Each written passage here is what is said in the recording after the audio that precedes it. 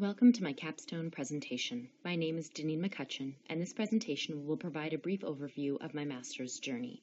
The presentation will focus on a piece of work that was submitted for the Teaching for Social Justice course. This piece of work had a profound influence on my understandings of privilege and oppression, which are two concepts that affect each aspect of society, and particularly the educational institution. I have been teaching at Collège Jean de Lamennais, a private school on the South Shore of Montreal for the past 10 years. I have been teaching grade 5 now for the past 5 years. In 2016, I found that I needed a new challenge in my teaching career. I entered the Masters of Elementary Education program with a focus on curriculum and pedagogy, with the naive assumption that the coursework would simply offer insight on the latest educational trends. Never could I have imagined how I would grow as a person, both professionally and personally. All of the courses that I have completed impacted how I view the educational domain, and I will present a few highlights from my journey. Theory and Method in Second Language Teaching was a course that aligned perfectly with my teaching reality. 10% of my students are recent immigrants to Canada, and 60% of my students are first-generation Canadians. The diversity in my classroom is extraordinary. However, teaching a grade 5 curriculum with students who do not share my first language has its challenges. This course allowed me to analyze varying approaches to effectively teach a classroom of English language learners.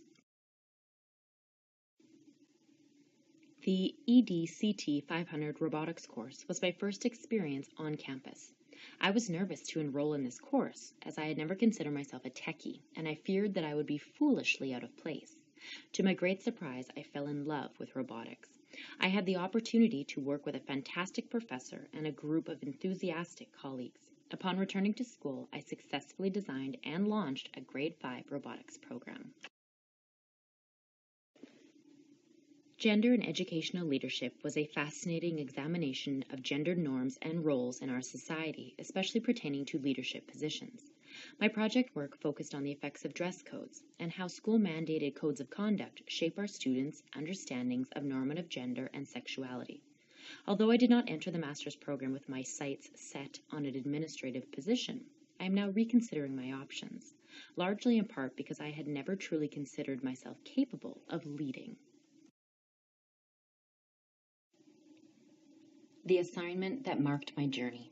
When I enrolled in the Teaching for Social Justice course, I naively assumed the course would focus on social justice issues outside of Canada.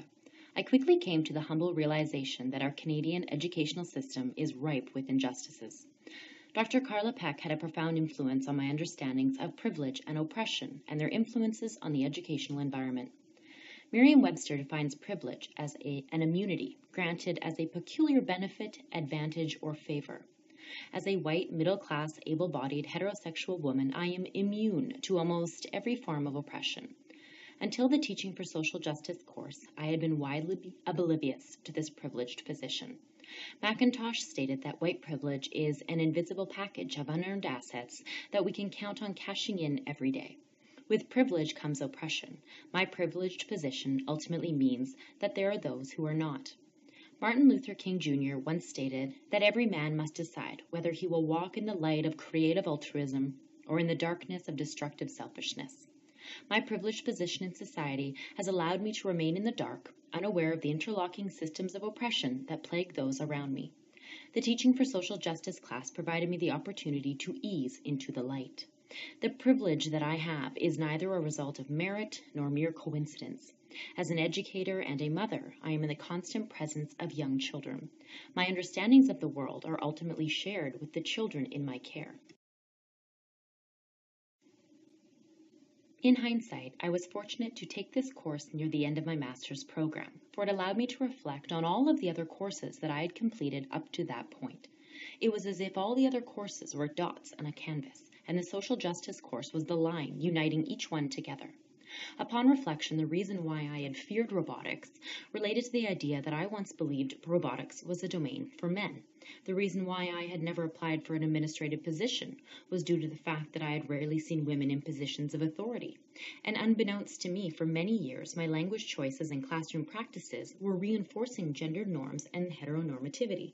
Asking students to line up, one line for girls, one line for boys, or asking mom and dad to sign the permission form. It showed students that there are clear binaries in our society and they must be respected. As a final assignment for the social justice course, each of us was asked to write a multicultural autobiography. The purpose of this assignment was to reflect on our significant life experiences that have shaped how we perceive race, class, gender, sexuality, and ability. As Peggy McIntosh stated, I was forced to unpack my backpack of privilege. This assignment was deeply personal, and at times it caused me a great deal of shame. But these moments were important because I had to consider my teaching practices and assumptions. Zeiker argued that teachers' everyday actions will either challenge or support social injustices. Little by little, my everyday actions have changed, and they will continue to change. I will seek to present curriculum material that is representative of the incredible diversity in my classroom. And this will not simply be done in a celebratory manner, but in a way that dissects the history and politics of difference. As a professional, the Teaching for Social Justice final paper taught me that I have so much more to learn. I am an imperfect teacher who makes mistakes on a daily basis. But finally acknowledging my status in society is a necessary step for positive change. Senso and D'Angelo argued that teaching for social justice requires a lifelong commitment to an ongoing process.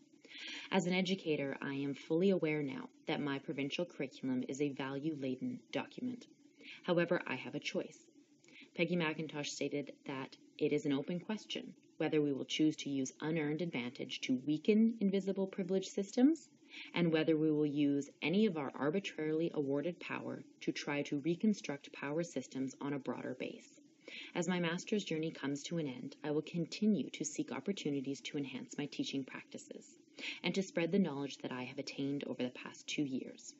Whether these come in the form of professional development events, future coursework, or simply staff meetings and informal discussions with colleagues, I look forward to continuing my goal of lifelong learning. And perhaps there is an administrative position in my future, but for now I look forward to applying my newfound understandings in my classroom. I would like to express my gratitude to the University of Alberta for creating and providing a master's program that can be fulfilled online. Without this type of innovative delivery, I would never have been able to pursue graduate studies. I have had the incredible opportunity to meet remarkable professors and colleagues from around the globe. They have allowed me to analyze my current teaching practices, and they have greatly influenced my future.